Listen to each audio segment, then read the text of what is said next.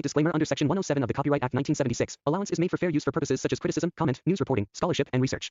Fair use is a use permitted by copyright statute that might otherwise be infringing. Non-profit, educational or personal use tips the balance in favor of fair use. Africa, जहां इंसानों की शुरुआत हुई, वो खूबसूरती और अलग अलग तरह की चीजों से भरा है। यहाँ की विविधता और प्राकृतिक सुंदरता अद्वितीय है, जो इसे एक खास जगह बनाती है। घने जंगलों से लेकर बड़े बड़े मैदानों तक यहाँ ढेर सारे जीव जंतु रहते हैं। अफ्रीका की जैव विविधता इसे एक अद्वितीय महाद्वीप बनाती है, जहाँ हर कोने में जीवन की अलग अलग कहानियां बसी हैं। लेकिन अफ्रीका भी बदल रहा है, इसका नक्शा भी धरती के अंदर की ताकतवर चीजों से बदल रहा है। यहाँ की भूगर्भीय गतिविधियां इस महाद्वीप को निरंतर रूप से नया आकार दे रही है।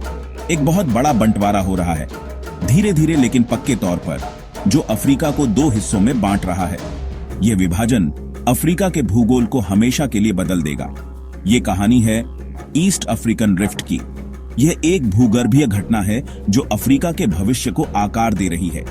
ये रिफ्ट धरती की ऊपरी परत में एक बड़ी दरार है, जो हजारों किलोमीटर तक फैली है। यह दरार अफ्रीका के भूगोल को धीरे धीरे बदल रही है। ये एक ज्वालामुखी वाली जगह है, जहां धरती के अंदर से पिघला हुआ पत्थर ऊपर आता है। ज्वालामुखी विस्फोट यहाँ की भूगर्भीय गतिविधियों का एक महत्वपूर्ण हिस्सा है।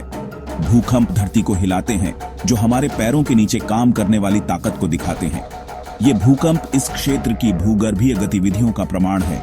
ये वो जगह है जहां एक नया समुद्र बन रहा है। यह नया समुद्र अफ्रीका के भूगोल को हमेशा के लिए बदल देगा और एक नई भूगर्भीय कहानी की शुरुआत करेगा। ईस्ट अफ्रीकन रिफ्ट को समझने के लिए हमें सबसे पहले अपने ग्रह के केंद्र में जाना होगा। धरती की ऊपरी परत, जिस पर हम रहते हैं, एक टुकड़ा नहीं है। ये बड़े बड़े टुकड़ों में टूटी हुई है, जिन्हें टेक्टोनिक प्लेट्स कहते हैं। ये प्लेट्स एक बड़े पहेली की तरह एक साथ फिट होती है, लेकिन ये स्थिर नहीं है। ये प्लेट्स हमेशा चलती रहती है, लाखों सालों से धीरे धीरे लेकिन लगातार। ये धरती के अंदरूनी भाग की गर्मी से चलती है। ये गर्मी प्लेट्स के नीचे पिघले हुए पत्थर में धाराएं बनाती है, जिससे वो टकराती और अलग होती है। ईस्ट अफ्रीकन रिफ्ट वो जगह है जहां टेक्टोनिक प्लेट्स अलग हो रही हैं। अफ्रीकन प्लेट, धरती की सबसे बड़ी प्लेट्स में से एक, धीरे धीरे दो छोटी प्लेट्स में बंट रही है, सोमाली प्लेट और न्यूबियन प्लेट। जैसे जैसे ये प्लेट्स अलग होती जाती हैं, उनके बीच की जमीन पतली होती जाती है, जैसे आटे को दो तरफ से खींचा जा रहा हो। इससे एक रिफ्ट वैली बनती है, जो धरती की सतह पर एक लंबा संकरा गड्ढा होता है। ईस्ट अफ्रीकन रिफ्ट वैली धरती की सबसे प्रभावशाली जगहों में से एक है, जो प्लेट टेक्टोनिक्स की ताकत दिखाती है।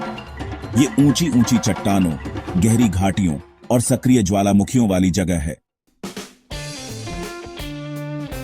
चौथा भाग, बंटवारे का सबूत, धरती में दरारें। धरती की सतह पर ये दरारें समय के साथ होने वाले भूगर्भीय परिवर्तनों का परिणाम हैं। अफ्रीका के धीमे बंटवारे के सबूत हमारे चारों तरफ हैं। ये भूगर्भीय घटनाएं, जो लाखों वर्षों से चल रही हैं, हमारे सामने एक अद्भुत दृश्य प्रस्तुत करती हैं। 2018 में केन्या की रिफ्ट वैली में एक बहुत बड़ी दरार, दसियों मीटर गहरी और कई किलोमीटर लंबी, दिखाई दी। इस दरार ने वैज्ञानिकों और आम जनता का ध्यान अपनी ओर खींचा। ये बड़ी घटना दुनिया भर में सुर्खियों में आई, जिसने हमारे ग्रह को आकार देने वाली ताकतवर शक्तियों की याद दिलाई। इस घटना ने भूगर्भीय गतिविधियों के महत्व को फिर से उजागर किया। इस दरार का असली कारण अभी भी बहस का विषय है, लेकिन ये इस क्षेत्र में चल रही भूगर्भीय गतिविधि को दिखाता है। वैज्ञानिक इस पर शोध कर रहे हैं और इसके पीछे के कारणों को समझने की कोशिश कर रहे हैं। रिफ्ट के किनारे भूकंप आम हैं, कुछ इतने तेज होते हैं कि बहुत नुकसान पहुंचाते हैं। ये भूकंप धरती की सतह के नीचे चल रही गतिविधियों का परिणाम है। माउंट किलिमंजारो और माउंट केन्या जैसे ज्वालामुखी आग के पहरेदार जैसे खड़े हैं, जो पिघला हुआ पत्थर और राख आसमान में उगलते हैं। ये ज्वालामुखी धरती की आंतरिक शक्तियों का प्रतीक है। ये सब एक महाद्वीप के टूटने के संकेत हैं। अफ्रीका का यह विभाजन भूगर्भीय इतिहास का एक महत्वपूर्ण अध्याय है, जो हमें धरती की गतिशीलता का एहसास कराता है। पांचवां भाग, एक नए समुद्र का जन्म। ईस्ट अफ्रीकन रिफ्ट सिर्फ एक महाद्वीप को नहीं बांट रहा है, ये एक नया समुद्र बना रहा है। जैसे जैसे प्लेट्स अलग होती जाएंगी, रिफ्ट वैली और गहरी और चौड़ी होती जाएगी। समुद्र का पानी अंततः इसमें भर जाएगा, जिससे पानी का एक नया क्षेत्र बनेगा। ये प्रक्रिया हालांकि इंसानों के हिसाब से धीमी है, भूगर्भीय रूप से तेजी से हो रही है। लाखों साल बाद ईस्ट अफ्रीकन रिफ्ट अफ्रीका का भूगोल बदल देगा। एक नया समुद्र, शायद अटलांटिक जितना विशाल, महाद्वीप को विभाजित करेगा। इस नए समुद्र का धरती पर जीवन पर गहरा प्रभाव पड़ेगा। नए पारिस्थितिक तंत्र बनेंगे और समुद्र की धाराएं बदल जाएंगी। छठा भाग, भविष्य को आकार देना, नए समुद्र तट और मौके। अफ्रीका में एक नए समुद्र के जन्म के दूरगामी परिणाम होंगे। जाम्बिया और युगांडा जैसे देशों को समुद्र तट मिलेंगे, जिससे व्यापार और आर्थिक विकास के नए अवसर खुलेंगे। तटीय समुदायों को बदलते समुद्र के स्तर और भूकंपीय और ज्वालामुखीय गतिविधि की संभावना के अनुसार ढलना होगा। रिफ्ट के पारिस्थितिक प्रभावों को अभी समझा जा रहा है। नए समुद्री आवास बनेंगे, संभवतः अनोखे और विविध जीवन रूपों को आश्रय देंगे। मौजूदा पारिस्थितिक तंत्र बाधित होंगे, प्रजातियों को अनुकूलित करने या विलुप्त होने का सामना करना पड़ेगा। अफ्रीका की प्राकृतिक विरासत को संरक्षित करने के लिए इन प्रभावों को समझना और कम करना महत्वपूर्ण होगा।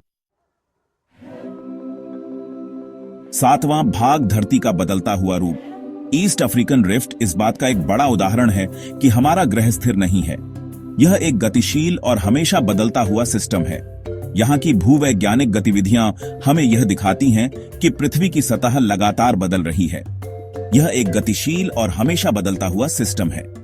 नदियों का बहाव, बादलों का चलना और प्राकृतिक परिवर्तनों का यह सिलसिला अनवरत जारी है। आज हम जिन महाद्वीपों को जानते हैं, वे कभी पैंजिया नामक एक विशाल महाद्वीप में एक साथ जुड़े हुए थे। पैंजिया का यह विशाल महाद्वीप एक समय में पृथ्वी की सतह पर राज करता था। लाखों वर्षों में प्लेट टेक्टोनिक्स ने पैंजिया को तोड़ दिया है और उसके टुकड़ों को दुनिया भर में बिखेर दिया है। यह प्रक्रिया आज भी जारी है और महाद्वीप धीरे धीरे अपनी जगह बदल रहे हैं। धरती के महाद्वीप अभी भी गतिमान हैं, धीरे धीरे ग्रह की सतह पर बह रहे हैं। यह धीमी गति से होने वाली प्रक्रिया हमें यह याद दिलाती है कि पृथ्वी की सतह कभी स्थिर नहीं रहती। ईस्ट अफ्रीकन रिफ्ट उन शक्तिशाली ताकतों का सिर्फ एक उदाहरण है जो लगातार हमारी दुनिया को नया रूप दे रही है। यहाँ की ज्वालामुखीय गतिविधियां और भूवैज्ञानिक संरचनाएं इस परिवर्तन की गवाही देती हैं। यह एक याद दिलाता है कि हम सभी एक ग्रह यात्रा पर यात्री हैं और यह यात्रा हमें विभिन्न परिदृश्यों और पारिस्थितिक तंत्रों के माध्यम से ले जाती है। एक ऐसी यात्रा जो अरबों वर्षों से चल रही है और हमारे जाने के बाद भी लंबे समय तक चलती रहेगी। यह यात्रा हमें यह सिखाती है कि परिवर्तन ही एकमात्र स्थिरता है।